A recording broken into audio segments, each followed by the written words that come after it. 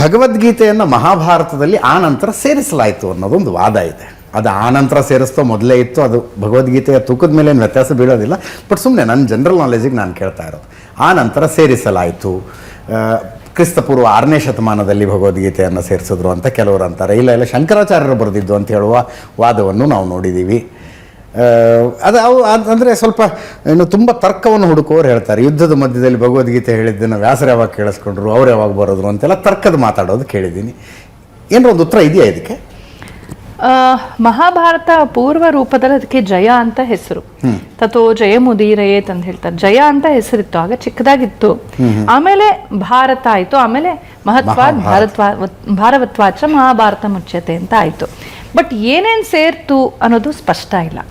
ಇವತ್ತು ನಾವು ತುಂಬಾ ತಿಳ್ಕೊಂಡವ್ರ ಹಾಗೆ ಎಲ್ಲ ಹೇಳ್ತೀವಿ, ಎಲ್ಲ ಹೈಪಾಥೆಟಿಕಲ್ ಅಷ್ಟೇ. ಏನ್ ಸೇರ್ತು, ಅದು ದೊಡ್ಡದಾಗಿದ್ ನಿಜ ಕಾಲಾಂತರದಲ್ಲಿ. ಬಟ್ ವ್ಯಾಸರ ಕಾಲದಲ್ಲೇ ಆಗಿರ್ಬೋದು, ಅಥವಾ ಅವ್ರ ಶಿಷ್ಯರ ಕಾಲದಲ್ಲೇ ಆಗಿರ್ಬೋದು. ನೆನ್ನೆ ಮೊನ್ನೆ ಆಯ್ತು ಅಂತ ಅದೆಲ್ಲ ಸುಳ್ಳು.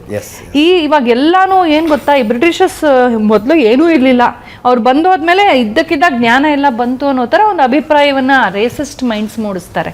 ಅಷ್ಟು ಮುಂದಕ್ಕೆ ತರಬಾರ್ದು ನಾವು. ಅಕಸ್ಮಾತ್ ಸೇರಿದ್ದು ಮಾಡಿದ್ದು ಆಗಿದ್ರು ಕೂಡ ಸಾಕಷ್ಟು ಹಿಂದೆನೆ ಆಗಿದೆ, ಸಾವಿರಾರು ವರ್ಷಗಳ ಹಿಂದೆನೆ ಆಗಿದೆ ಸಾಕಷ್ಟು. ಇಲ್ಲೊಂದು ಏನಾಗುತ್ತೆ ಅಂದ್ರೆ, ಅವಾಗ ಈ ತರ ಇಂಟರ್ನೆಟ್ ಎಲ್ಲ ಇರ್ಲಿಲ್ಲ. ಲಿಪಿಕಾರರು ಹೋಗಿ ಬರ್ದು ಅವ್ರನ್ನ ಎಲ್ಲ ರಾಜ್ಯಗಳಿಗೆ ಹೋಗಿ ಬರ್ದು ತಗೊಂಡು ಹೋಗೋರು.